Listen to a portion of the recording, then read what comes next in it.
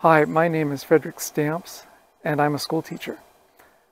Last summer, June 2022, my two teenage kids and I went to Europe to help people who were displaced by the war in Ukraine. Before we went on the trip, I warned my kids that I was not taking them on a vacation, that we weren't going to be tourists visiting spots to go sightseeing, but we were going on a service trip to help the people of Ukraine.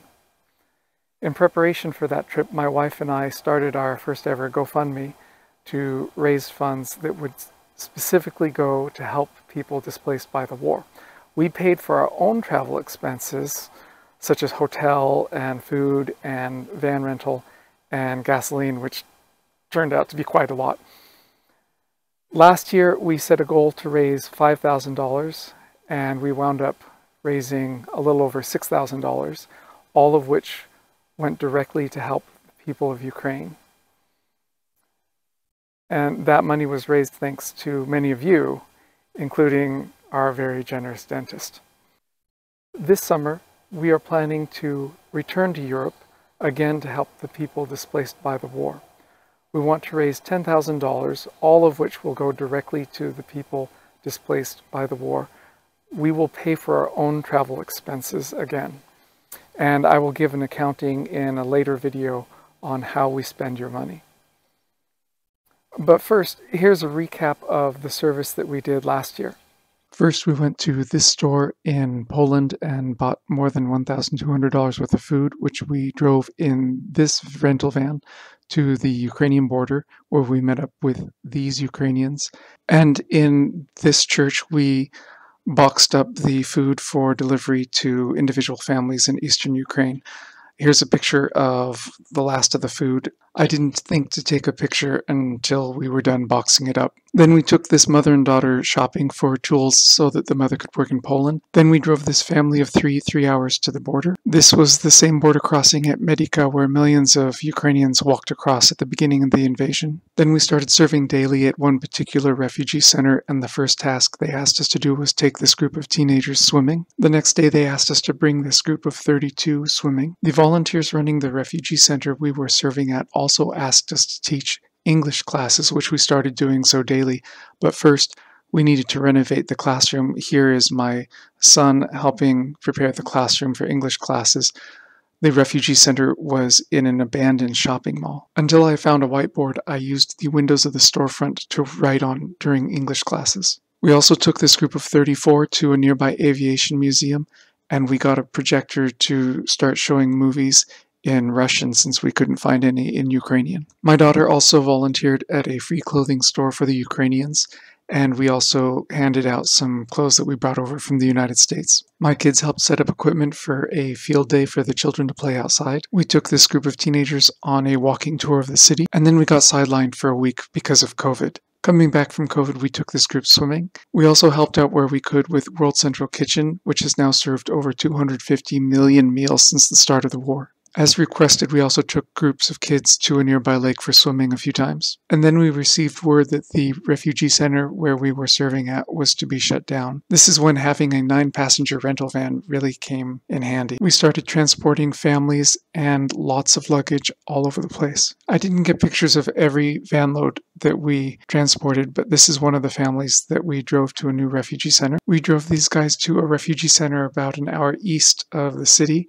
and we drove this guy's family to the same refugee center, but I forgot to get a picture of the rest of his family. These boys' mom entrusted them with all the family possessions and sent them with us to bring the luggage to their new refugee center. We transported these two families to a third new refugee center, and we transported this family from Kharkiv to a fourth new refugee center. This is one of 3 gentlemen that we took in a van load to that same refugee center, and this family asked us to transport them to a bus station. The same as I did on several other occasions, I gave this grandmother some money before we said goodbye. We helped this young lady's family move into an apartment. There were a few families that were fortunate enough to be able to move into apartments of their own, but I didn't get pictures of all of them. We transported this young man to a train station so he could go visit his mother in in the hospital. And I don't remember where we drove this family to, as it all started to become a blur, driving one family after another. Along with other American volunteers, we delivered this bike to this young woman, as well as a washing machine to one of the refugee centers. And we delivered food and supplies to this refugee center, which was about half-hour north of Krakow. With the first refugee center that we were serving at shut down, we now started teaching English classes at 2 different refugee centers. At one of those refugee centers, which was an old abandoned hospital, my classroom was outside.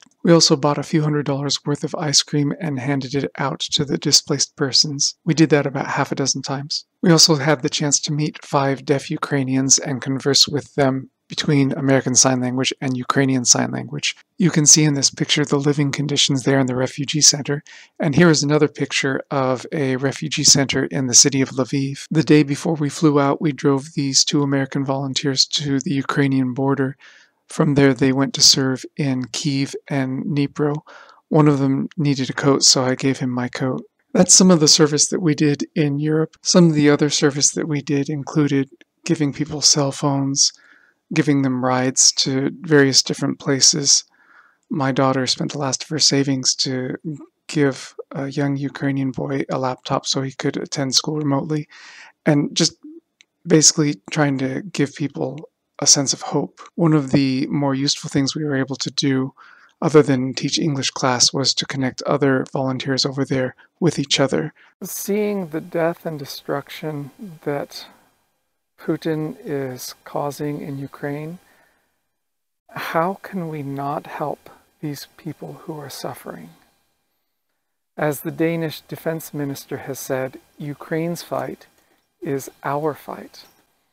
Make no mistake, Putin is a modern-day Hitler, and ceding territory to him will only embolden him to go after more and more. If Ukraine loses this war, Poland and the Baltic states will be next. The Chinese government will likewise be emboldened to invade Taiwan.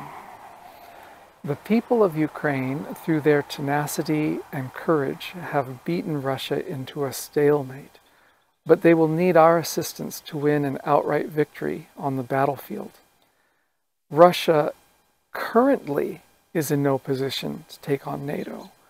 Right now, we have the opportunity to send Ukraine the help it needs to win a decisive victory and defeat Russia.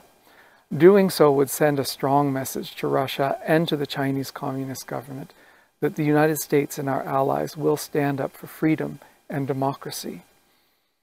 Just as our forebears before us changed the history of the world in World War II and later in the Cold War, we have the opportunity now to change world history. This is our moment. This is our opportunity to change the world for the better. I ask you to join with me and to make a difference in Ukraine. Stand for freedom. Stand with Ukraine.